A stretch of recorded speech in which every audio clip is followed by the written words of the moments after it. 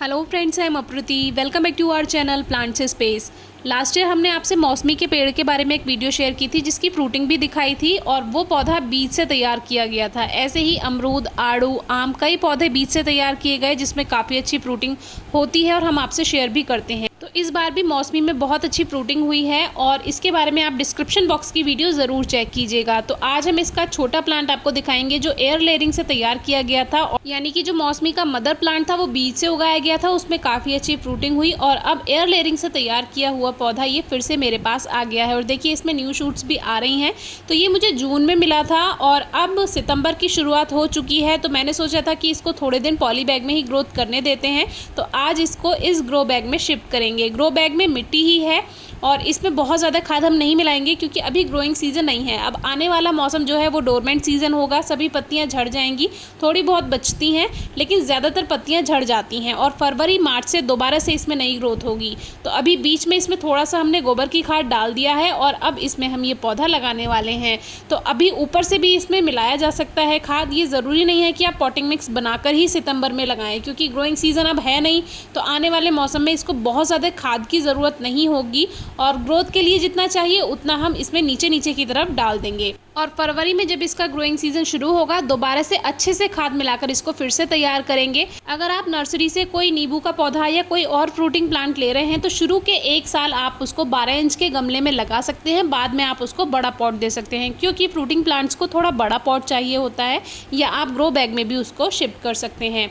अब ये जो है राइस हस्क में, यानी कि जो चावल की भूसी होती है, चावल के ऊपर का जो कवर होता है उसमें मिट्टी में और खाद में इस मिक्सचर में लगाया गया है। बाकी इस प्लांट को जो तैयार किया था वो एयर लेयरिंग से यानी कि गुट्टी विधि से तैयार किया गया था और गुट्टी विधि से तैयार किया हुआ पौधा आपको 1 से 1.5 साल के अंदर फ्रूटिंग दे देता है। ये जो पोर्शन आप देख रहे हैं यही गुट्टी इसमें बांधी गई थी और जो बाकी की रूट्स फैली हैं वो न्यू पॉटिंग मिक्स में फैली हैं जिसमें इसको बाद में लगाया गया था। तो ये मिट्टी बहुत सॉफ्ट थी इसीलिए थोड़ी सी झड़ रही थी, लेकिन इसमें कोई परेशानी की बात नहीं है। जो रूट्स का एक गुच्छा है वो बना हुआ है, इसीलिए प्लांट्स पे कोई इफेक्ट नहीं पड़ेगा और इसको धूप में भी रखा रहने दिया जा सकता है।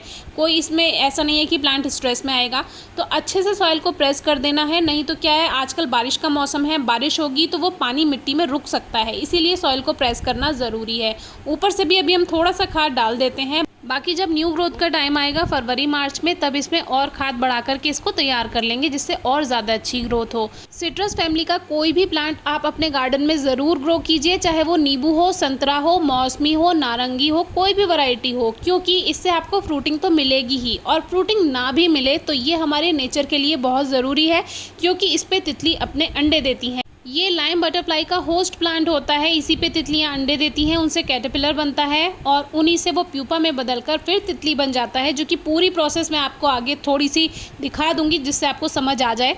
तो अभी खाद डालने के बाद अच्छे से मिट्टी की गुड़ाई कर दी है। आप चाहें तो इसमें अच्छे से वाटरिंग कर सकते हैं, लेकिन हमारे यहाँ काफ़ी बारिश हुई है इसीलिए मैं अभी इसमें पानी नहीं दूंगी, हल्का सा इसमें स्प्रे कर दूंगी जिससे रूट्स थोड़ा सेट हो जाएँ। बाकी जितने भी फ्रूटिंग प्लांट्स हैं उसमें आपको हर 25 से 30 दिन में खाद ज़रूर देना चाहिए, खास तौर से जब ग्रोइंग सीजन हो और ख़ास तौर से जब फ्लावरिंग सीजन हो। जब डोरमेंट सीजन होता है तब आपको उसमें खाद देने की ज़रूरत नहीं है क्योंकि उस समय प्लांट ग्रोथ नहीं कर रहा होता है, वो रेस्ट कर रहा होता है। तो हमारा प्लांट तैयार है। अब देखिए ये होते हैं जो छोटे छोटे लार्वा होते हैं, बहुत से लोग इनको ये सोचते हैं कि हमारे प्लांट्स को नुकसान करेंगे, लेकिन नहीं, ये कुछ ही पत्तियां खाते हैं और इसके बारे में पूरी प्रोसेस हमने शेयर की हुई है और इनको सेव भी करना होता है। आप चाहें तो इनको पौधों पर भी रहने दे सकते हैं, लेकिन इन कैटरपिलर्स को चिड़िया, छिपकली, गिरगिट से खतरा होता है, इसीलिए सेव करें तो ज़्यादा अच्छा है। तितली के अंडे से ब्लैक लार्वा निकलता है, उससे ये ग्रीन कैटरपिलर बनता है, फिर ये प्यूपा में चेंज हो जाता है और फिर ये एक सुंदर तितली बनकर बाहर आता है। ये पूरी प्रोसेस 30 से 35 दिन की होती है, पूरा प्रोसेस शेयर किया हुआ है। और जब एक खूबसूरत तितली को आप आज़ाद करते हैं, उसको बचाते हैं, तो ये वाली जो फीलिंग है ये आप खुद ही समझ सकते हैं, इसको हम नहीं समझा सकते। तो ये पूरी प्रोसेस होती है। एक और चीज़, ये गिलोय का पौधा है और ये मैंने ग्रो बिल्कुल भी नहीं किया था, ये मेरे गार्डन में खुद से ग्रो हो गया है। और वो कैसे? तो वो ऐसे कि एक छोटा सा बीज कहीं से मिट्टी में आ गया होगा या खाद में आ गया होगा और इसको नमी मिली, जगह मिली, तो ये पौधा बनकर तैयार हो गया। बहुत से लोगों को ये नहीं पता होता कि गिलोय में भी बीज होते हैं। वैसे तो ये कटिंग से बहुत आसानी से ग्रो हो जाती है, हमारे यहाँ तो ये इतनी फैली हुई है कि सबको पता है कि कहीं नहीं मिलेगी तो हमारे यहाँ तो मिल ही जाएगी, क्योंकि अब सितंबर की शुरुआत हो चुकी है। इन दिनों बुखार और वायरल बहुत ज़्यादा फैल रहे हैं, आप सभी अपना ध्यान रखिएगा। गार्डनिंग के बारे में फिर भी अगर आपकी कोई क्वेरी है, क्वेश्चन है, ज़रूर पूछेगा। Thank you.